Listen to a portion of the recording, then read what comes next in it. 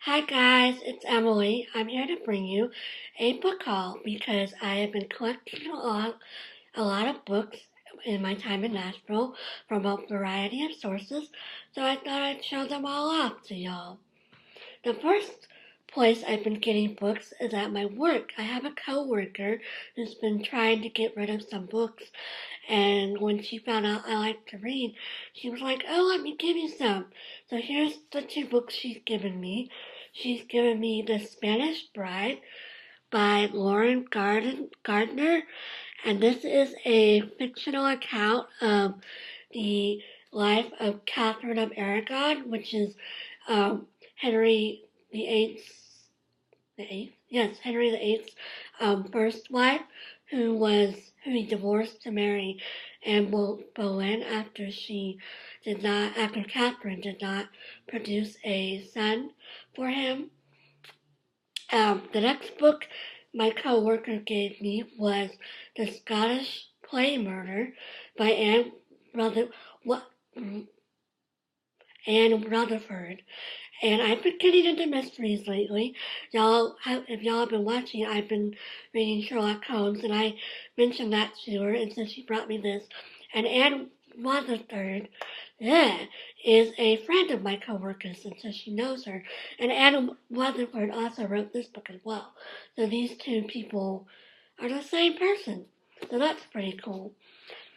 The next place I've been getting books is at McKay Used Books, which is a really big used bookstore in Nashville. And the first book I've gotten from them that I haven't read, I've read some of the books I've gotten, and you've seen them. But the first book that I haven't read is Stephen King's On Writing. And I've had this on my TBR for a while.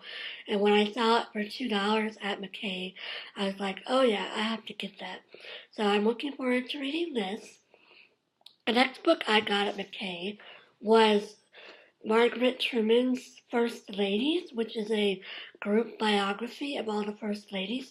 And I love presidential history, and I basically read anything that has to do with presidents or First Ladies. So I got this book real quick when I saw it at um, McKay's.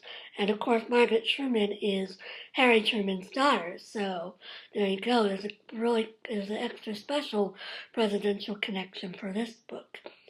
The last book I got at McKay is American Phoenix by Jane Hampton Cook, and this is about John Quincy Adams and his wife Louisa and the War of 1812. And once again, the presidential theme. I basically read anything that has to do with presidents. And the reason I got this is because there is a bookstore close to where I live that I can walk to, and I've been there several times, and whenever I go, I always see this book, and it costs $10. And I always would pick it up and be like, oh, $10 is kind of expensive for a used book. I don't really think I want to spend that kind of money. And then I went to McKay and found the same book for $2. $2. And so I don't know, 50 cents. 50 cents? What? Yeah, 50 cents. 50 cents when it's $10 at the other place. And I was like, oh my goodness, I'm getting this just on principle because I'm so impressed that it's 50 cents. So there you go. The final place I've been getting books lately is this little free library, which I had heard of, but I'd never been to one before I came to Nashville. And there's like 3 within a 2-mile radius of my house. And so I was like, I'm gonna go check it out. And I've gotten several books from the little free library already, and I've traded them with books that I've already read. And so I have 3 books that I have not yet read from the little free libraries that are around my house. The first one is The Cuckoo's Calling by Robert Galbraith, or Galbraith, Robert Galbraith, which of course is J.K. Rowling. And this was I was not expecting a book this popular to be in a little free library. But there you go. I traded Oh man, what did I trade? Oh, I traded personal history for this book. And then, so I'm really looking forward to reading this. And then I got Gilead by Marilynne Robinson, and I have had this on my TBR for ages. And this is the large print edition, which you can't really tell, but yeah, it's the large print. And so, yeah, I'm looking forward to this, and I'm glad I found two books that were on my TBR. And then last weekend I went again to the little free library, and this time, I traded the Cavalier and Clay by Michael Chabon for this book. And then last week I went again to the little free library, and I traded Call the Midwife for this book, which is The House of Silk by Anthony Horowitz. And this is a Sherlock Holmes story. And it's the first Sherlock Holmes story that's ever been officially, like, what is the word?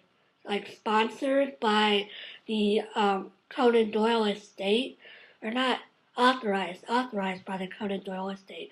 And so I'm looking forward to this. I've been, as I said earlier, I've been reading the Sherlock Holmes stories, and now I'm basically obsessed. And I'd actually heard of this book when I was doing research on Sherlock Holmes, and I wasn't expecting to like read it anytime soon. It wasn't on my TBR, but when I saw it at the little free library, I decided I needed to get it.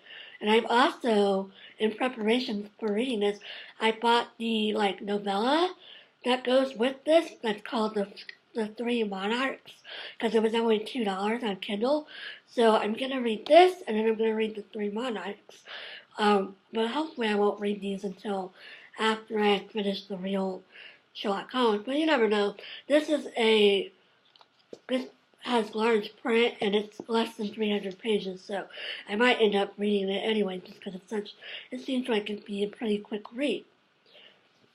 So there you go. Those are all the books I've gotten in Nashville and not read. There's some other books I've gotten that I have read or in the process of reading.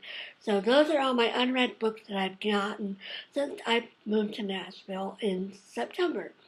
And I haven't shown, well actually that's not true. I've gotten them in 2016, like sometime this year. I've gotten all of those books. So basically, even though I'm trying to get my TBR down, I keep adding books. Oh man, at least they're pretty cheap, right? I mean, all those books, I've probably only paid like $10 total, maybe even less than that, because I think I've only bought 3 of them. Anyway, I'm rambling. I hope y'all are having a lovely evening, and y'all have gotten some great books in 2016. And I'll see you later. Bye.